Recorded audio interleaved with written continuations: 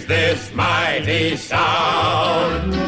Here I come to save the day. That means that Mighty Mouse is on the way. Yes, sir, when there is a wrong to right, Mighty Mouse will join the fight. On the sea or on the land, he gets the situation well in hand. So though we are in danger, we never despair, 'cause we know that where there's danger, he is there. He is there on the land, on the sea, in the air. We're not worrying at all. We're just listening for his call. Here I come to save the day. That means that Mighty Mouse is on the way.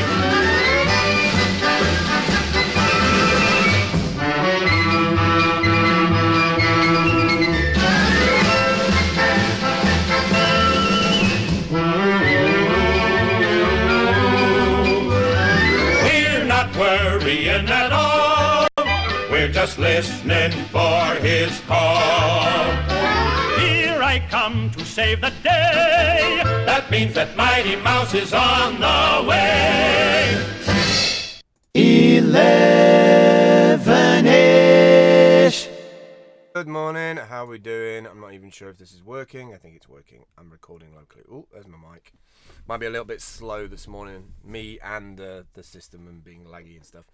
I had some problems again logging in, and I've only been up about half an hour because I didn't sleep all that well last night, even though I did have some Polish krupnik, which is honey liqueur. And I tell you something, that stuff does make you sleep very well.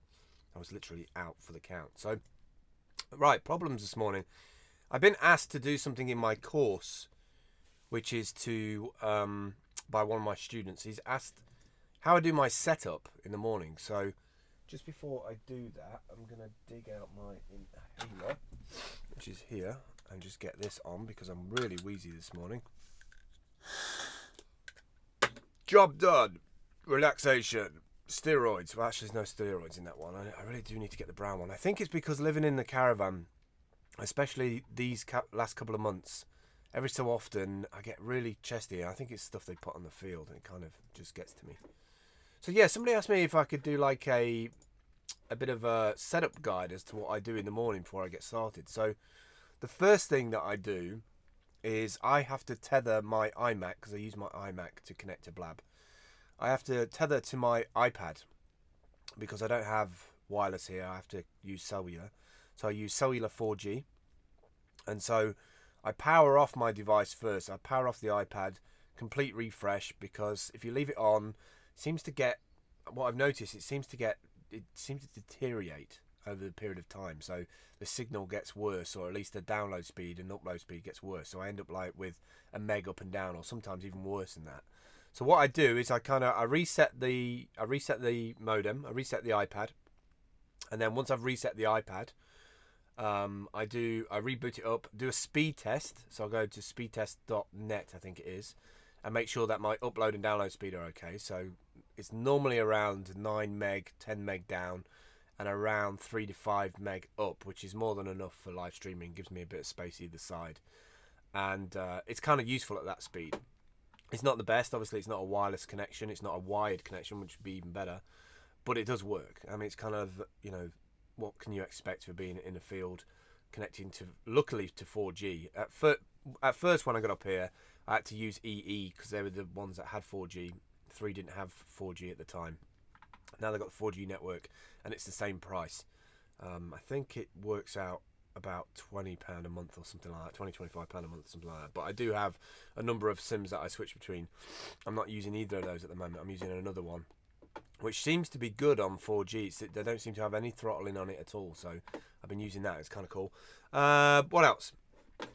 I wanted to talk about the next thing is firing up Wirecast. When I fire up Wirecast, and I'll show you this in I'll show you this using the desktop view. Good.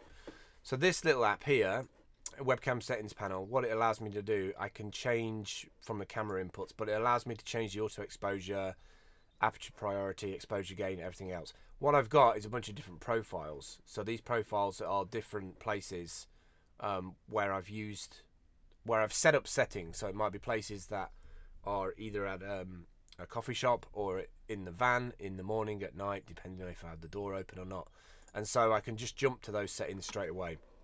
And the best thing about that is that it allows me, let me get off the desktop view, it allows me to quickly set up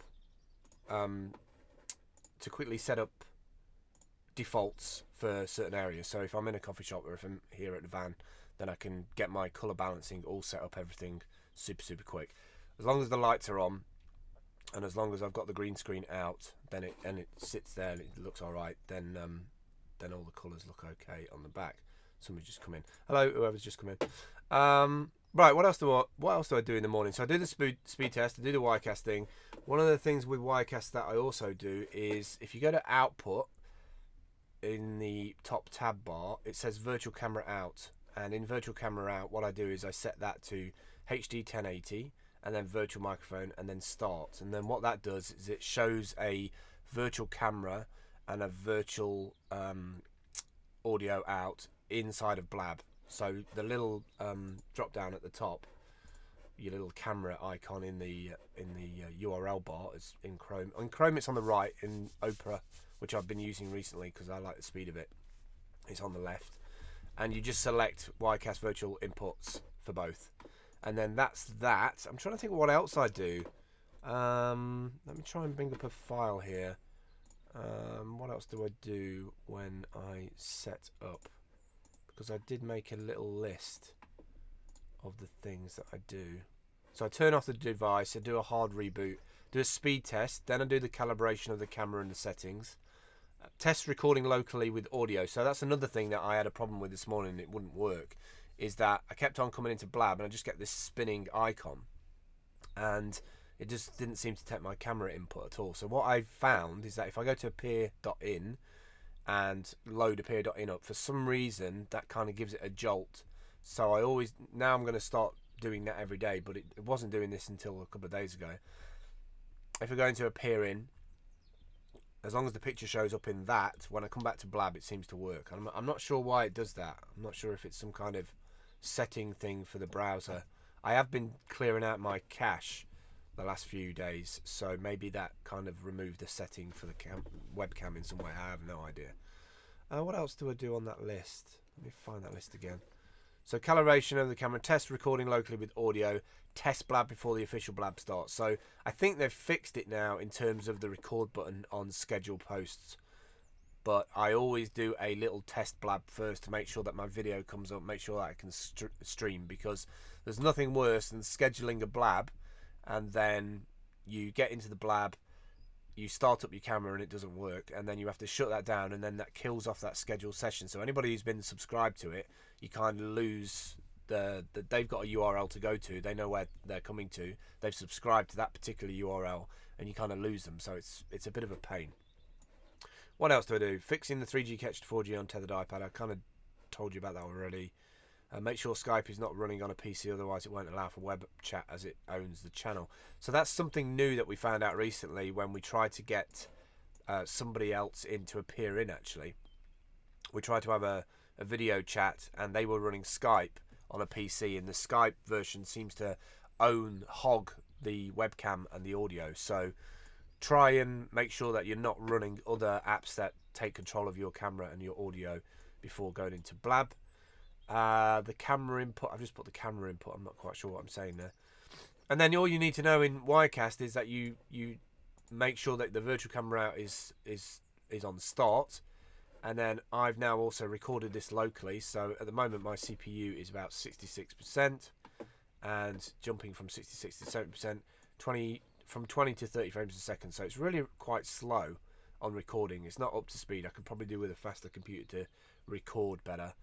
And actually I think Wirecast could do with a patch, because I think there's something buggy about it, because version 6.05, it worked really well with the previous version of OS X, but with El Capitan there's something not quite right with recording video locally. Although I am recording this to Blab, as well. All right, so that's kind of what I wanted to say with that. I don't know how long that took up, maybe about 5-10 minutes. 10 minutes, that's cool. Today is the same as usual, really. I've got my Udemy courses to keep on going at. I've got my paid course that I'm desperate to get done.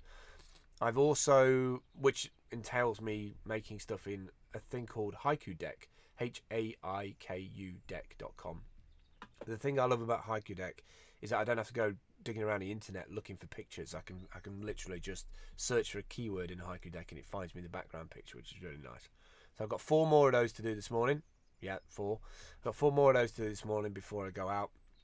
And then I've got my physio, my second physio at 2:30, and I'm hoping that my strength will be returned in this because it feels stronger than it did a couple of weeks back when she asked me to kind of press this thing and it worked out the pressure thing. I think this week it's going to be a bit stronger than it was, and the swelling is still, I can still see it, but I can feel that is getting much better. I haven't got total movement in it, but for people who don't know, I fractured my wrist, and I've got enough movement in it that I can use it and pick things up. I'm a bit scared about picking things up and relying on it for picking things up still.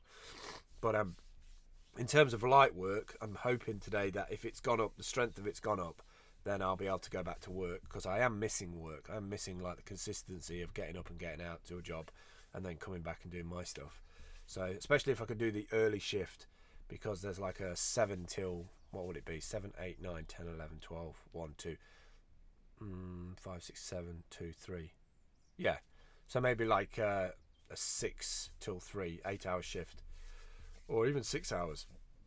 That'd be good. 6 hours. 6, 7, 8, 9, 10, 11, 12. Yeah. No, they'll never finish at 12 because it's madness at 12 unless, I don't know, maybe. 6 hours would be good for me. Being able to go in early morning when there's no traffic, park up, have my breakfast, get all the breakfast set up done, and then come out of there at around lunchtime or just after lunch. And then after lunch, what I could do is then come straight back or have lunch at Subway, or take my laptop, work on the laptop for a couple of hours on public Wi-Fi, which is probably a good idea actually, because I could move the elevenish to like a bit later on. I've not thought about that. I might have to move that about, and then come back home and then continue working on my Udemy courses. So that could work quite nicely for the whole of November.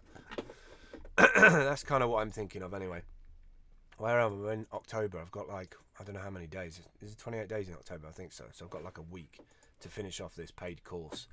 And if I can, start on the homeless and nomad one, which I know has got 71 lectures in it, which is just mad. But it's stacking up to be a good course, that one actually.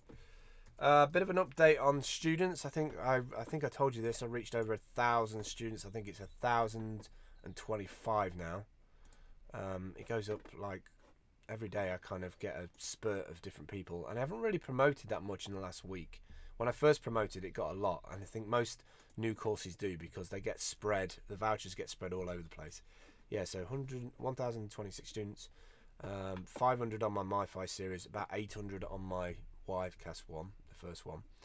And then I was going to have a look at, what was I looking at? I was going to look at the homeless thing, wasn't I? Give you a rough idea. Hacks for the digitally nomadic and homeless. So this is a course that is going to be a paid course, and the paid course is probably going to be quite cheap, but then if you're homeless, then you get a voucher, obviously, because you can't afford it. So you get a voucher for free to get it.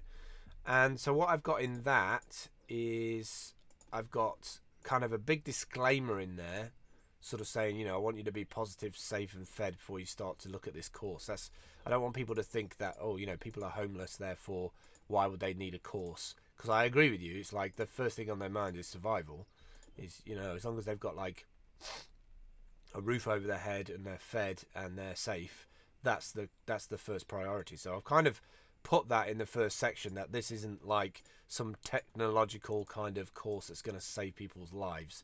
It's more of a case of, once people are fed and watered and they go out into the world, and I see a lot of homeless people on the streets begging, and I see a lot of people hanging out in parks and stuff, and I'm sure there's public Wi-Fi places that I need to find in New York that allow people on the internet, but I'm just wondering if they need to purchase something to use their Wi-Fi, like a coffee or something, Or is there some stigma about, well, you can't come in here because you look X, Y, and Z, or you smell like this, etc., etc. So I'm really interested to find out if there is real public Wi-Fi. And I know there's a couple of parks in New York that have Wi-Fi spread across the whole park. So I want to go and test that. I want to see if it's any good. I want to see if it works. Mainly to find places that once people have been given this voucher, that they can go and take that course on a public computer, maybe at a library or something. So that's something that I'm interested in doing in December. So I've got the first section is disclaimers, sensitivity and reality shocks, about my day from losing everything, services in the UK that can help you. This course can help you change your trajectories. This is not a survivor guide for the homeless. Positivity, digital tools, something to learn at the library. And then introductions in the why, what this course is, should be and will be. Let's get positivity back into your life. Then I start talking about digital banking and an account. So getting a bank account without a home address, digital banking service for people on the move, getting a PayPal account even though you hate the rates, taking card payments everywhere you go, budgets for your monthly web outgoings. Then I get into the basics about social platforms. So getting a Twitter account, sharing your daily story. We all hate Facebook, but everyone is there. Canva, Postcron, getting yourself heard, SoundCloud for audio recording, get a voice on YouTube, etc., etc. So that's kind of like the first couple of sections, and there's about 72 sections at the minute. I've got a section about no money, keeping yourself online as possible, using social media to bring out your value, sustaining yourself with digital tasks, the barter economy of content creation, technology you should try to get and why, so like cameras, smartphones, devices. I know they're homeless, but like give you something to work towards in terms of if you know that you got to get a certain like camera, like a Canon PowerShot S120, which they're still about $100, but you could probably pick one up cheap somewhere in a second-hand shop. So stuff to look out for. Then I'm going to put my Homeless 2007 videos in there. So my first ever video blog, I'm going to drop that in there about going to a homeless shelter and talking to those guys as to the things, the comments they had about it. I'm being asked in the chat channel about a few things, so I'm just going to reply to that because this video gets recorded and put onto YouTube afterwards. So I kind of use this as a place where I record it so people can watch it back on Blab and then later on in a high quality version on YouTube. So cheers, dude. Yeah, nice lighting, thanks. How far away is that camera from me? It's right behind me. It's like literally here, like you can see when I touch it. What kind of camera are you using? I'm using the Logitech C920, which I love these cameras. It's a USB camera. It's I don't have to have anything exotic. Yeah, they're good cameras. They do the job. They're really good. And I was just describing that. Yeah, well, you have to use grab an app called. If you watch this back, if you go onto my YouTube, or if you watch this blab when it's recorded at the beginning, I do a little bit of a setup guide tutorial about using an app called Webcam Settings, which I'll quickly show you.